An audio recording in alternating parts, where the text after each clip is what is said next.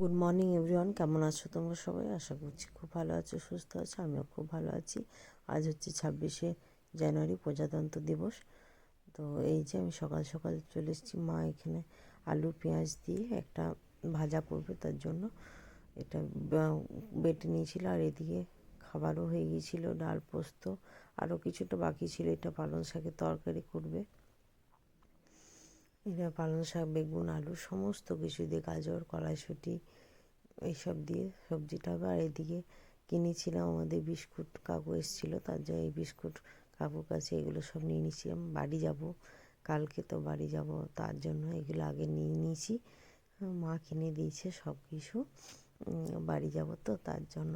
এখানে পাউরুটি, কেক, চিড়ে ভাজা, পপ, স্যাও ভাজা এগুলো সব কিনে দিয়েছে। বাড়িতে যেয়ে খাবো এগুলো সব। আর এদিকে প্রদীপা লেবু ছাড়িয়ে দিচ্ছে। আর এখানে আর ওই যে বলেছিলাম ভাত, তরকারি, পোস্ত এগুলো হয়েছিল। আর এদিকে ডিমটা পরে হয়েছিল, বাবা চলে যাওয়ার পর এগুলো হয়েছিল। আর তরকারিটা হয়েছিল।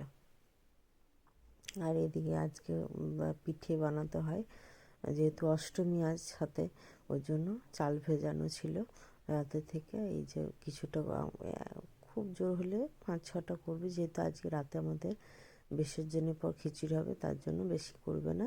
একটু একটু করে সবাই একটা একটা করে নেবে, ওই একটা করেই করবে। তারপর বাকিটা কাল করবে। তো কাল তো আমি বাড়ি চলে যাবো, অতটা দেখানো হবে না, তাই তোমাদেরকে দেখিয়ে দিলাম। ওইখানে বোধে ভাই মিক্সিতে পেস্ট করে নিচ্ছে, একটু জল দিয়ে। আর এদিকে মা ভাজছে, গুলে গুলে বারবার লঙ্কা দিয়েছে, একটু জিরে আদা বাটা দিয়েছে, ওরা এইদিকে করে নিচ্ছে। এটা দিয়ে দিয়ে তাল পাতা দিয়ে করছে, ঘোরাচ্ছে, খুব সুন্দর লাগছিল। তো তোমাদের বাড়িতেও কি এরকম হয় অবশ্যই কমেন্টে জানিয়ে তো, কাদের হয়। কিছুক্ষণ ঢাকা দিয়ে এই যে আমি খেয়েছিলাম একটা, আর একটু ক্ষীরও বানিয়েছিল।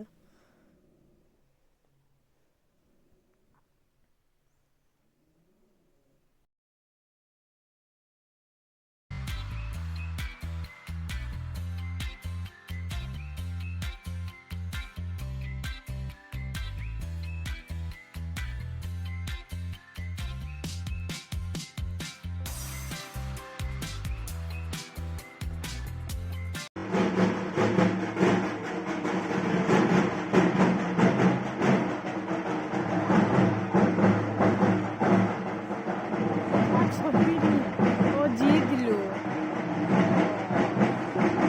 বাবারে ট্রফিটা। এই ঢাকটা বাজলো, ও আজকে খালিপুরে ট্রফি জিতেছে ফুটবল খেলায়, টুর্নামেন্টে।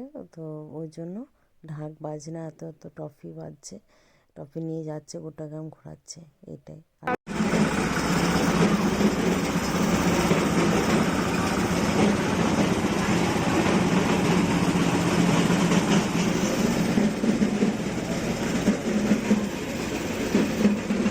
মায়ের বিসর্জন তো তোমাদের দেখালাম, এটা হচ্ছে এই পাড়ার ঠাকুর। কাল আমাদের ঠাকুরের বিসর্জন হয়েছিল।